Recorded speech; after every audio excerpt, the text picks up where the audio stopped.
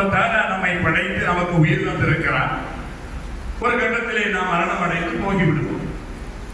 கடற்கல் மௌத்தவல் ஹயாத்தல் எவ்வளவுக்கும் மையக்கும் அஹசனாவார்.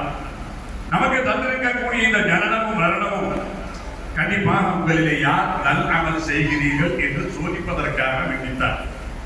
அல்லாஹ் நமக்கு வாழ்வையும் மரணத்தையும் தந்திருப்பது, வாழ்கின்ற காலத்திலே நீங்கள் யாரெல்லாம் இறைவனை புரிந்தவராக, இறைவன் மீது முழுமையாக அல்லாஹ்விற்காக வேண்டி தன்னை அர்ப்பணித்தவர்களாக வாழுகிறீர்கள், அதுதான் மேற்று.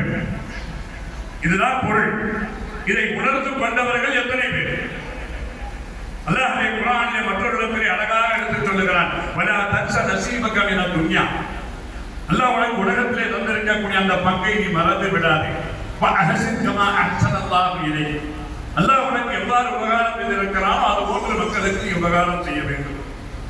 இறைவனுக்குரிய வழிபாடுகளை முழுமையாக செய்துவிட்டு அடுத்த மனிதனிடத்திலே அல்லாஹ் எதிர்பார்க்கிற ஒன்று என்ன தெரியுமா?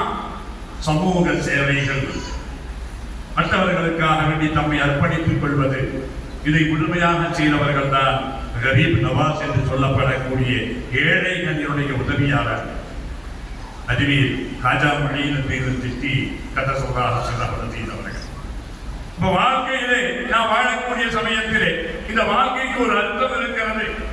இந்த வாழ்க்கையிலே நாம் எதையெல்லாம் நன்மைகளாக செய்தோமோ அதையெல்லாம் அல்லாஹ் நன்மையிலே கணக்கிட்டு அதற்குரிய இஸ்ஸத்தை அல்லாஹ் வழங்குகிறார். நர்போ தரஜாத்தி மன்னஷா அல்லாஹ் குர்ஆனிலே சொல்லுகிற ஒரு வசனம். தான் எதற்காக படைத்தோமோ அந்த படைப்பின் தத்துவத்தை உணர்ந்து சிருஷ்டிகர்த்தாவுடைய ரப்பினுடைய அந்த அன்பை பெற வேண்டும், பொருத்தத்தை பெற வேண்டும் என்று தம்முடைய வாழ்க்கையை முழுமையாக அர்ப்பணித்தவர்களுக்கு அல்லாஹ் கொடுக்கிற இஸ்ஸத்துக்கு அளவே கிடையாது. இப்படித்தான் கொடுப்பேன் என்று அளவே கிடையாது. உங்களுக்கு ஒன்றை ஞாபகப்படுத்துகிறேன், ஆச்சரியமாக இருக்கும். நம்மள நிறைய பேர் ஹஜ் உம்ராவெல்லாம் செய்தவங்க எல்லாம் இருப்போம் இல்லையா? இருக்கீங்களா இல்லையா? என் தமிழ் புரியுதா இல்லையா? புரியுதுல? அப்ப நாம என்ன செய்யறோம்? ஹஜ் உம்ரால ரொம்ப முக்கியமான ஒரு விஷயம் நீங்க கவனிக்கிறோம். காபாவிற்கு அருகில் ஒரு 10 மீட்டர் பக்கத்துல ஒரு கண்ணாடி கூண்டு ஒன்று இருக்கு. தெரியுமா? தெரியுமா? அது பேர் யாருக்கா தெரியுமா? மகாம இப்ராஹிம். அதுல என்னங்க இருக்குது? அதுல ஏதாவது இருக்குதா? அதுக்குள்ள என்ன இருக்கு? எப்படி பார்த்தாலும் உள்ள என்ன இருக்குங்கிறது தெரியாது. ஆனால் என்ன இருக்கிறது என்று சொல்லப்படுகிறது, கலீலுல்லாஹி இப்ராஹிம் அலைஹிஸ்ஸலாம் அவர்களுடைய பாத சுவடுகள் பதிந்த ஒரு கல் இருக்கிறது என்பதாக சொல்லப்படுகிறது. இவ்வளவுதான். அது உள்ள இருக்குதா இல்லையான்னு தெரியாது.